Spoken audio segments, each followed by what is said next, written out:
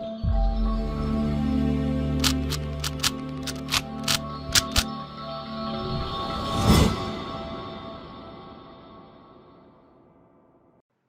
guys, welcome to Viva Classes. I hope you like my videos. If you like my videos, please like, share and subscribe our channel. आज हम लोग class 11 का rectification of error का part 3 आपके साथ discuss करने जा रहे हैं, क्योंकि इसके जितने ज्यादा क्वेश्चंस आप अटेम्प्ट करेंगे उतना ज्यादा ही आपको इसमें जो है वो पकड़ बनेगी। तो हम आपके पास और अच्छे इंपॉर्टेंट क्वेश्चंस लेकर आए हैं ताकि आप लोग इसको और अच्छे तरीके से क्लियर कर सके। तो चलिए बिना देरी के स्टार्ट करते हैं, बिकॉज हमारा यही जो है मोटिव है, कम टाइम में आप लोगों को ज्यादा कंसेप्ट सिखाया जाए, कम टाइम कंसेप्ट ज्यादा। तो pass the rectification entry for the following transaction. तो फर्स्ट ट्रांजैक्शन है amount of 2000 receive from Mohan. तो आपको 2000 रुपए मोहन से रिसीव हुए on 1 April 2021, had been entered in the cash book as has been received on 31st March 2021। तो आपको इस साल 1 अप्रैल 2021 को ये रिसीव हुए और आपने इसे 31 मार्च 2021, यानी आप अभी फिलहाल मान लीजिए कि आप 31 मार्च 2021 की एंट्रीज कर रहे हैं, है ना, क्योंकि नया साल तो भी स्टार्ट हुआ है 1 अप्रैल 2021। आपको ये पैसे 31 मार्च को रिसीव हुए थे और आपने इसे 1 अप्रैल की एंट्री में डाल दिया है। तो 1 अप्रैल को ये एंट्री नहीं होनी चाहिए थी, मतलब आपने ये एंट्री पास करी है cash account debit to Mohan, right, क्योंकि आपको कैश रिसीव हुआ है और ये एंट्री 1 अप्रैल को नहीं जानी चाहिए थी, ये 31 मार्च को जानी चाहिए थी। अब क्योंकि ये एंट्री प्योरली गलत है तो इसका रेक्टिफिकेशन यही हो सकता है कि हम इसको रिवर्स कर दें, राइट। तो आपके पास यहां पर इसका रेक्टिफिकेशन हो गया, हम मोहन को डेबिट कर देंगे क्योंकि इस ईयर में मोहन को कैंसिल करना है और कैश को हमने क्रेडिट कर दिया। तो बेसिकली हमने इस एंट्री का उल्टा इफेक्ट डाल दिया सो दैट ये आपके पास रेक्टिफाइड हो जाए। तो बीइंग रेक्टिफिकेशन एंट्री पास। तो बेसिकली क्या हुआ था, 2000 रिसीव हुए थे आपको 1 अप्रैल को, आपने इस ईयर में इसको रिकॉर्ड कर दिया। तो अब इस ईयर में अगर आपने रिकॉर्ड करा है तो इस ईयर में इसको कैंसिल करने के लिए हमने इसकी रिवर्स एंट्री पास कर दी, राइट। चलिए देखते हैं सेकेंड एंट्री।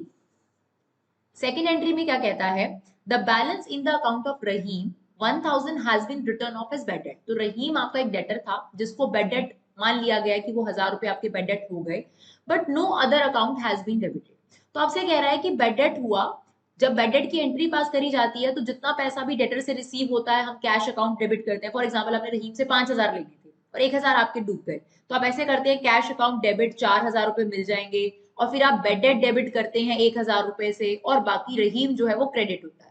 तो वो कह रहा है कि शायद आपने कैश डेबिट किया लेकिन आपने कोई अदर अकाउंट डेबिट नहीं करा, जबकि बेड डेट को भी डेबिट होना चाहिए था ना, 1000 रुपए आपका लॉस हुआ है। तो अगर आपने ये नहीं किया है, आप भूल गए हैं, तो फिर बेड डेट को डेबिट कर दीजिए।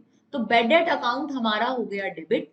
अब क्रेडिट में क्या आना चाहिए, जब कुछ भी ना बता रखा हो तो क्रेडिट में क्या खुल जाता है आपके पास, सस्पेंस अकाउंट, क्योंकि ये वन साइडेड एरर है। तो ये आपकी नरेशन आ जाएगी यहाँ पर, being rectification entry passed, right. चलिए फर्स्ट हो गई, सेकंड हो गई, अब थर्ड देखते हैं। An addition in the return inward book. अब रिटर्न इनवर्ड क्या होता है, जब आप माल बेचते हैं तो सेल होता है ना, रिटर्न इनवर्ड हुआ, माल वापस आ गया।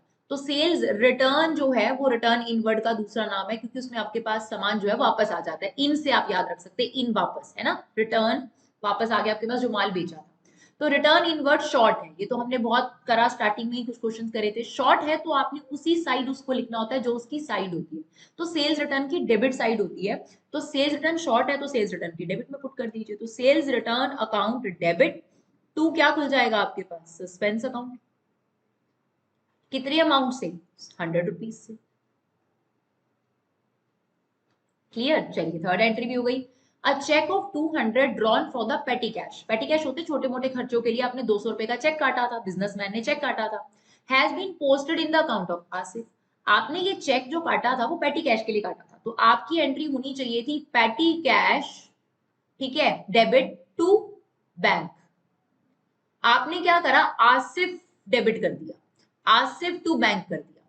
अब देखिए जो रॉन्ग एंट्री है उसमें बस इतना सा है कि पेटी कैश को डेबिट होना चाहिए था, वो आपने करा नहीं, आसिफ को बेफालतू ही डेबिट कर दिया। तो अब क्या कर सकते हैं हम इसको कैंसिल करने के लिए, आसिफ को डेबिट नहीं होना था, आसिफ को कर देंगे क्रेडिट, और पेटी कैश को डेबिट होना था तो पेटी कैश को हमने कर दिया डेबिट। तो petty cash account debit to Asif, that amount is 200 rupees. चलिए फिफ्थ एंट्री देखते हैं। फिफ्थ एंट्री में क्या कहता है आपको, discounting a bill of exchange, मतलब आपने एक बिल ऑफ एक्सचेंज को गिरवी रखवाकर बैंक से पैसे ले लिए थे, 20,000 रिटर्न बाय द बैंक। ठीक है, बैंक आपको तभी ये बिल वापस करता है जब बेसिकली वो डिसऑनर हो जाता है, नहीं तो बैंक तो पूरा पैसा लेकर आएगा जिससे भी आप जिसका भी बिल है ना। तो बिल रिसीवेबल में क्या होता है, जैसे आपके पास कोई बिल रिसीवेबल पड़ा हुआ था, आपको पैसे की जरूरत पड़ गई, तो आप बैंक के पास गए और आपने बैंक से उस बिल को डिस्काउंट करा लिया, यही है ना डिस्काउंटिंग का बिल ऑफ एक्सचेंज। तो वो बिल जो है वो बैंक के पास चला जाता है और बैंक मैच्योरिटी डेट पर उस पर्सन के पास जाता है जिसका बिल पे नाम लिखा होता है। अब बैंक आपको वो बिल तभी वापस करता है जब ये पर्सन पैसा देने से मना कर देता है। तो बेसिकली ये बिल हो गया था डिसऑनर, है ना। Return by bank, forms bank had been credited to the bank account and debited to bill receivable account. अब जब ये वापस करा गया तो आपकी बुक्स में जो एंट्री होनी चाहिए वो ये होनी चाहिए कि आप बी को अपना फिर से डेटर बनाएंगे, यानी आपके अकाउंट में डेटर डेबिट होना चाहिए था या कस्टमर डेबिट होना चाहिए था और बैंक क्रेडिट होना चाहिए था, क्योंकि बैंक आपके पैसे अकाउंट से काट लेगा। जब हम डिसऑनर करते हैं तो यही एंट्री होती है, हम फिर से उस पर्सन को अपना डेटर बनाते हैं और बैंक को क्रेडिट करते हैं। बट यहाँ गलत क्या किया गया, डेबिट किसको कर दिया गया, डेटर की जगह या कस्टमर की जगह आपने डेबिट कर दिया बिल रिसीवेबल को, जिसका कोई लॉजिक ही नहीं बनता। बिल रिसीवेबल तो उसी दिन फिनिश हो जाता है जब बैंक डिस्काउंट करा लेता है ना, या डिसऑनर हो जाता है। बाद में कहता है cheque was received later from the customer for 20,000 and duly paid. वो बाद की बात है कि आपको इसके पैसे मिल गए, बट वो बाद की बात है, लेटर लिखा है। यानी अभी के लिए जो गलती हुई है वो तो ये गलती हुई है ना कि आपने डेटर को डेबिट करना था, आपने बिल रिसीवेबल डेबिट कर दिया, विच इज रॉन्ग।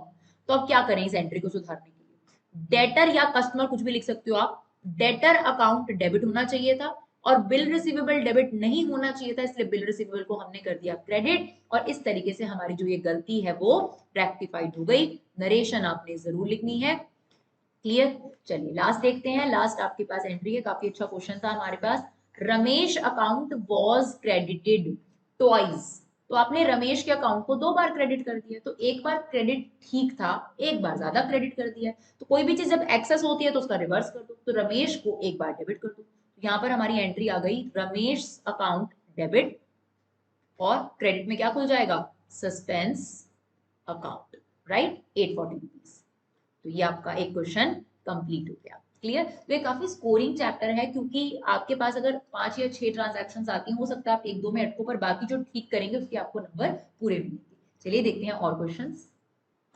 चलिए एक और बहुत अच्छा क्वेश्चन लेते हैं आपके पास। तो pass the rectification entry for the following transaction, हमने फॉर्मेट बना लिए रेक्टिफाइंग जनरल एंट्रीज। तो स्टार्ट करते हैं। Repair to the plant amounting ₹2,000 had been charged to plant and machinery account. देखो साफ साफ लिख रहा है कि रिपेयर कराई थी प्लांट एंड मशीनरी में, तो आपको एंट्री क्या पास करनी चाहिए थी, रिपेयर टू कैश करनी चाहिए थी आपको, राइट, रिपेयर टू कैश करनी चाहिए थी। आपको कहता है आपने चार्ज कर दिया प्लांट एंड मशीनरी में, यानी आपने डेबिट कर दिया plant and machinery to cash, तो कैश तो ठीक चला गया। गलती क्या हुई, रिपेयर डेबिट होना चाहिए था, प्लांट एंड मशीनरी डेबिट नहीं होना चाहिए था। तो जो चीज डेबिट नहीं होनी चाहिए थी उसे कर देते हैं क्रेडिट। तो यहाँ पर हम लिख देंगे प्लांट एंड मशीनरी को तो हमें क्रेडिट करना पड़ेगा, क्योंकि रिपेयर डेबिट होना चाहिए था। तो रिपेयर डेबिट होना चाहिए था, इसलिए रिपेयर को कर दिया डेबिट, रिपेयर्स अकाउंट डेबिट, और प्लांट एंड मशीनरी को डेबिट नहीं होना चाहिए था, उसको कर दिया हमने क्रेडिट। तो ये पास हो गई हमारी रेक्टिफाइड एंट्री। चलिए फर्स्ट पार्ट हो गया। Second part, wages paid to the firm's workman for making certain additions to the machine. देखिए जब भी आप एडिशंस कराते हैं ना मशीन में, या कोई बहुत बड़ा कोई भी खर्चा करते हैं जिससे उसकी वैल्यू जो है 1 साल से ज्यादा के लिए बढ़ जाती है, कोई भी एसेट हो, तब वो एसेट क्रिएशन मानी जाती है। मान लीजिए कि आपने घर में रिपेयर कराया और आप 2-3 महीने का काम उस चलता है, तो वो रिपेयर मानी जाएगी। लेकिन अगर आपने एक फ्लोर कंस्ट्रक्ट करा लिया या आपने काफी बड़ा खर्चा करा जिससे उसकी लाइफ जो है वो बढ़ जाएगी, तो वो बिल्डिंग की कॉस्ट में ही इंक्लूड मानी जाती है। तो ये कह रहा है कि wages paid to the firm's workman for making certain additions, यानी मशीन में कुछ एडिशनल पार्ट आपने लगा दिया जिसकी वजह से उसकी लाइफ बढ़ जाएगी। तो इसको कहां पर ऐड किया जाना चाहिए था, इसको मशीन में ही ऐड किया जाना चाहिए, मशीन में एडिशन हो गया। लेकिन इसे आपने कहां से डेबिट कर दिया, वेजेस अकाउंट से। तो आपको डेबिट करना चाहिए था प्लांट एंड मशीनरी, जो कि आपने डेबिट क्या कर दिया, वेजेस डेबिट कर दिया। तो वेजेस को डेबिट नहीं होना चाहिए था, उसको कर देंगे क्रेडिट, और प्लांट एंड मशीनरी को डेबिट होना चाहिए था, तो प्लांट एंड मशीनरी को कर देते हैं डेबिट। तो plant and machinery debit to wages account, amount है हमारे पास 1340, राइट। सेकेंड एंट्री भी हो गई हमारे पास। Third entry, a cheque of 7500 receive from Sandesh. ठीक है, जब आपको चेक रिसीव होता है तो आप क्या एंट्री पास करते हैं, बैंक अकाउंट डेबिट या cheque in hand account debit to Sandesh, ये एंट्री होनी चाहिए थी। वॉज के बाद आपको गलती बता रखी होती है। क्रेडिटेड और डेबिटेड हमने आपको पहले भी बताया किसी एक में एरर है, तो आपका जो एंट्री बनती थी वो बनती थी बैंक टू संदेश, क्योंकि आपको चेक संदेश से मिला था। बट आपने क्रेडिट में गलती करी है, क्रेडिट में संदेश की जगह आपने लिख दिया है रमेश को, यही गलती हुई है। अब क्योंकि रमेश को क्रेडिट नहीं होना था तो रमेश को हम कर देंगे डेबिट, और किसको क्रेडिट होना चाहिए था, संदेश को क्रेडिट होना चाहिए था, तो संदेश को हमने कर दिया क्रेडिट। The amount is 7500।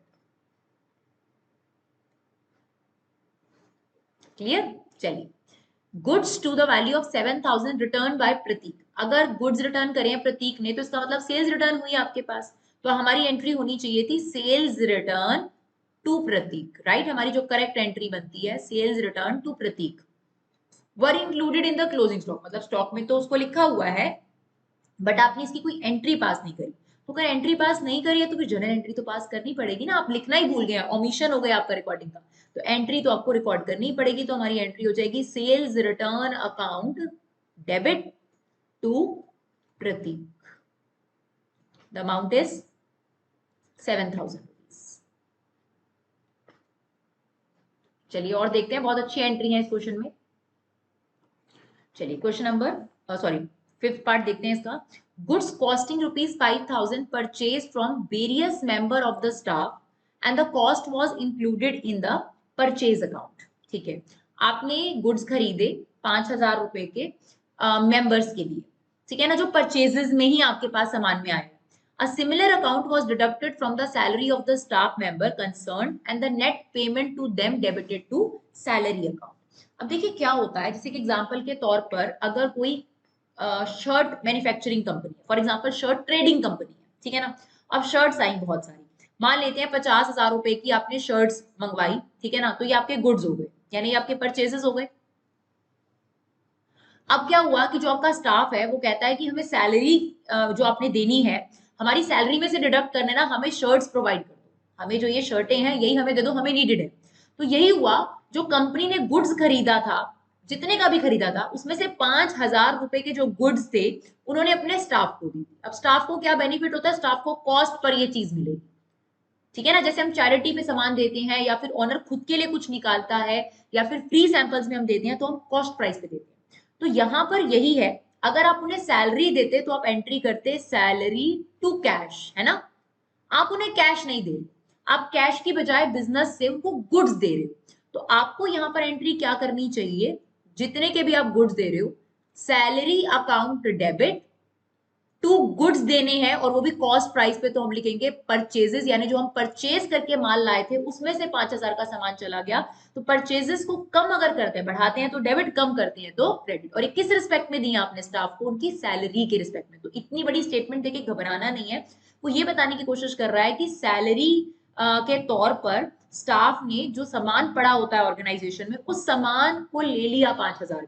तो बिजनेस के लिए अगर कैश जाता तो सैलरी टू कैश होता, अभी भी सैलरी ही रहेगा लेकिन कैश की जगह उन्होंने परचेजेस ले ली, गुड्स ले लिए, तो सैलरी टू परचेजेस आपके पास ये वाली एंट्री हो जाएगी। It's very important entry examination perspective से, राइट?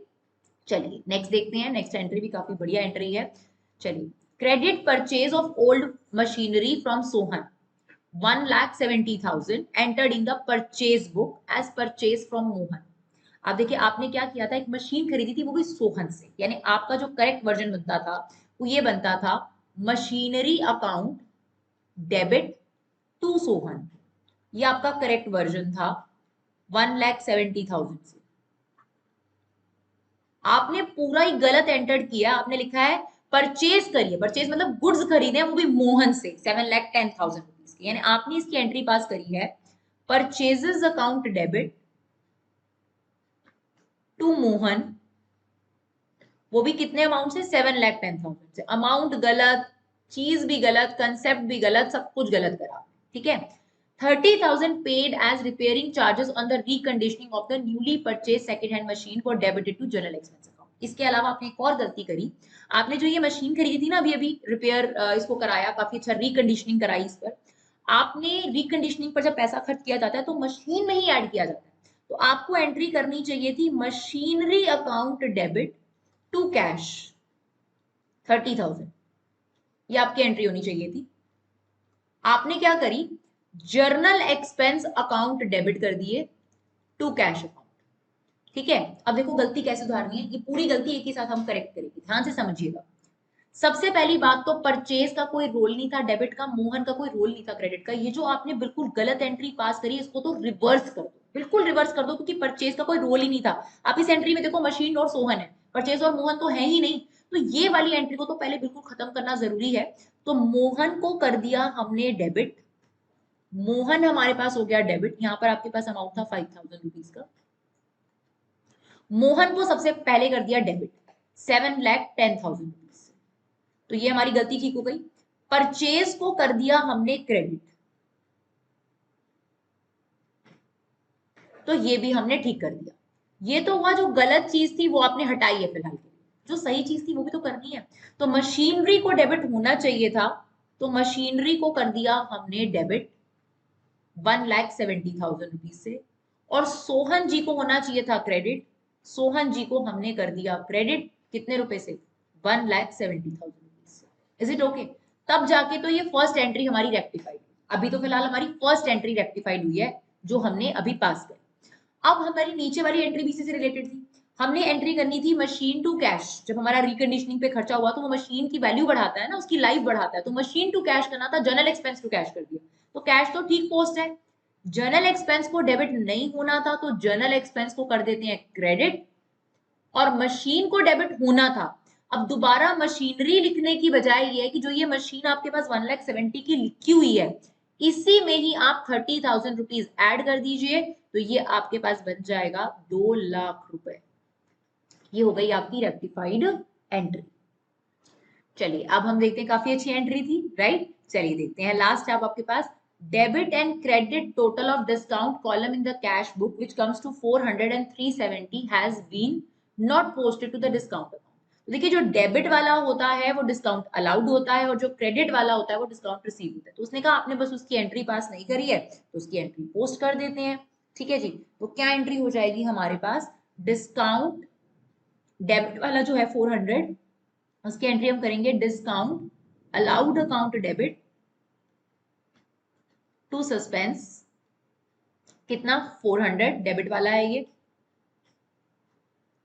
और इसी में बी पार्ट बना देते हैं, आपके पास 370 रिसीव वाला था, तो उसकी एंट्री हम कर देंगे सस्पेंस टू डिस्काउंट रिसीव्ड कितना 370 रुपीज। इसकी जगह आप सिंगल एंट्री भी कर सकते हैं, डिस्काउंट अलाउड डेबिट नहीं हुआ 400 रुपीज, तो डिस्काउंट अलाउड को कर देते हैं डेबिट 400 से, डिस्काउंट रिसीव्ड को कर देते हैं क्रेडिट 370 से, और जहां शॉर्ट बच रहा है वहां पर ओपन कर दीजिए सस्पेंस अकाउंट 30 रुपीज से। आप इसकी बजाय ये एंट्री भी पास कर सकते हैं। तो आई होप आपको बहुत अच्छे 2 क्वेश्चन हमने डिस्कस करे, आपके लिए काफी यूजफुल रहे। अगर आपके लिए ये वीडियो यूजफुल लगे तो प्लीज अपना कीमती समय निकाल कर इसे शेयर जरूर करें, हमें सपोर्ट करें। Thank you so much guys for love and support, keep supporting Vibha classes.